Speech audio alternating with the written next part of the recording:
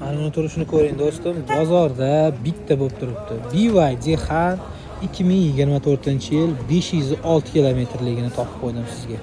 Do'stim, mashinani bitta ko'ring. Kraskalari top-toza, mashinada tonirovkalar, ruxsatnomasi bilan oldilarini ko'ring.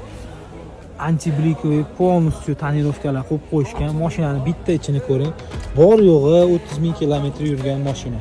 Dehqon akalarimiz haydashgan, keyinchalik akalarimiz olib, hozir mana sotamiz deyishyapti ekan. Bor yo'g'i 30 ming kilometr yurgan xolos do'stim. Endi 30 ming kilometr yurgani bilan mashinani balonini yoqmabdi-da, BYD sonni o'zi bilan keladigan komplektatsiyadagi shinalardan taqib qo'yishibdi. 2024-yilda bu mashinalarda mana bunaqangi ranglari chiqishni boshlagan. Ungacha bilasizlar, oranjiy chiqqan, boshqa chiqqan, lekin 2024-yildan boshlab mana bunaqangi chokka svetlari chiqishni boshlagan. Mashinani turishini ko'rsangiz, bash mazza qilib olasiz. Hali hidlari ham ketmagan mashinadan. Aka, mashina to'g'ri 30 ming kilometr yurgan, lekin baribir tekshirtirib qo'yganmisiz? Ha, 100% turibdi batareykalar deyishyapti. Mashinaga kraskalariga ham javob berishyapti.